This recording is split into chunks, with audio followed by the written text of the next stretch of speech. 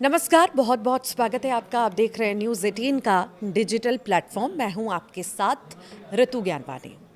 Ukraine अपना स्वतंत्रता दिवस मना रहा था, लेकिन उसी दौरान रूस और यूक्रेन के बीच जंग और भड़कती नजर आई। रूस ने कीव और सूमी समेत यूक्रेन के कई इलाकों में हमले तेज किए, तो वहीं रूस का दावा है कि उसने करीब 12 घंटे में यूक्रेन के लगभग 300 ड्रोन मार गिराए। दूसरी तरफ यूक्रेन भी पीछे हटने के मूड में नहीं है। उसके ड्रोन अब रूस की तेल रिफाइनरियों से लेकर बड़े ई कॉमर्स गोदामों तक को निशाना बना रहे हैं।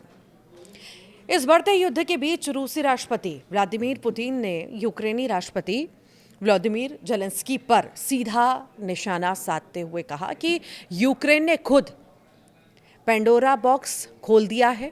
पुतिन के मुताबिक अब रूस यूक्रेन के उन आर्थिक क्षेत्रों को निशाना बनाकर जवाब देगा जो पहले से ही दबाव में हैं। जेलेंस्की ने खोल दिया है पेंडोरा बॉक्स जो है। जेलेंस्की ने ये बयान दिया। पुतिन ने कहा है कि यूक्रेन के हमलों के जवाब में रूस ने भी अपने हमले बढ़ा दिए हैं। उनके मुताबिक कीव समेत यूक्रेन के रक्षा उद्योग से जुड़े ठिकानों को निशाना बनाया जा रहा है। पुतिन ने कहा कि यूक्रेन की सरकार रूस की अर्थव्यवस्था को नुकसान पहुंचाने की कोशिश कर रही है और इसी को लेकर उन्होंने पेंडोरा बॉक्स का जिक्र किया। पेंडोरा बॉक्स का मतलब ऐसी मुसीबतों का सिलसिला शुरू होना है जिसे बाद में रोकना मुश्किल हो जाए। पुतिन का इशारा साफ था कि अगर यूक्रेन रूस की आर्थिक और औद्योगिक व्यवस्था पर हमले बढ़ाएगा तो रूस भी यूक्रेन के संवेदनशील आर्थिक ठिकानों पर पलटवार करेगा। देखिए, यूक्रेन की रणनीति में अब सिर्फ सैन्य ठिकाने ही नहीं हैं। रूस के अंदर उसकी तेल रिफाइनरियों, लॉजिस्टिक्स सेंटर और ई कॉमर्स से जुड़े गोदाम भी निशाने पर हैं। और हाल के दिनों में यूक्रेनी ड्रोन हमलों में रूस की बड़ी ऑनलाइन कंपनियों, यहाँ पर वाइल्ड बैरल्स और ओजोन के लॉजिस्टिक्स सेंटरों को नुकसान पहुंचने की खबरें भी सामने आई। इसके पीछे यूक्रेन की रणनीति रूस की सप्लाई चेन और आर्थिक ढांचे पर दबाव बढ़ाने की बताई जा रही है।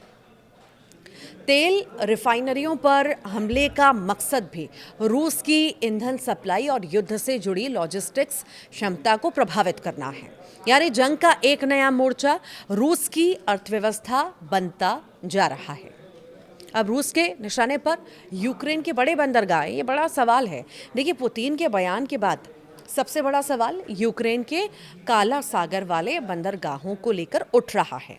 यूक्रेन की समुद्री सप्लाई और बाकी अनाज निर्यात के लिए ओडेसा, पेवडेनी और चोंड्रोमोर्स्क बेहद अहम है। इसके अलावा डैन्यूब नदी पर मौजूद इस्माइल और रेनी बंदरगाह भी यूक्रेन के लिए महत्वपूर्ण व्यापारिक रास्ते हैं। अगर रूस इन बंदरगाहों पर हमले बढ़ाता है तो इसका सीधा असर यूक्रेन की समुद्री सप्लाई और निर्यात पर पड़ सकता है। अनाज निर्यात पर भी पड़ सकता है। काला सागर यूक्रेन के अनाज निर्यात का बेहद ही अहम रास्ता रहा है और ऐसे में बंदरगाहों पर लगातार हमले होने से दुनिया के बाजारों तक यूक्रेनी अनाज पहुंचाने में मुश्किलें बढ़ सकती हैं। हालांकि पुतिन का दावा है कि रूस यूक्रेन के अनाज निर्यात में आने वाली कमी को पूरा करने की क्षमता रखता है, लेकिन अगर काला सागर का समुद्री रास्ता लगातार युद्ध का निशाना बनता है तो इसका असर सिर्फ दोनों देशों तक सीमित नहीं रहेगा। 4.5 से जारी जंग में नया मोर्चा भी देखा गया। रूस यूक्रेन युद्ध अब 4.5 साल से इसको ज़्यादा हो चुके हैं, इससे भी पुराना हो चुका है। 4 साल से ज़्यादा का वक्त बीत चुका है और शुरुआत में जहां लड़ाई मुख्य तौर पर ज़मीन पर कब्जे और सैन्य ठिकानों के इर्द गिर्द घूम रहे थे, तो वहीं अब दोनों पक्ष एक दूसरे की आर्थिक और लॉजिस्टिक्स व्यवस्था को भी निशाना बना रहे हैं। यूक्रेन रूस की आर्थिक मिशनरी पर चोट करना चाहता है, जबकि पुतिन साफ संकेत दे रहे हैं कि रूस जो है इसका जवाब यूक्रेन के कमज़ोर आर्थिक क्षेत्रों पर देगा। और यही वजह है कि पेंडोरा बॉक्स वाला पुतिन का बयान सिर्फ एक राजनीतिक तंज नहीं माना जा रहा। इसका असली मतलब यह है कि अगर हमले इसी तरह बढ़ते रहे तो जंग का अलग बड़ा मैदान यूक्रेन के शहरों के साथ साथ उसके बंदरगाह, तेल सप्लाई और आर्थिक ढांचा भी वो हो सकता है। आप क्या सोचते हैं इससे लेकर, ज़रूर बताइएगा।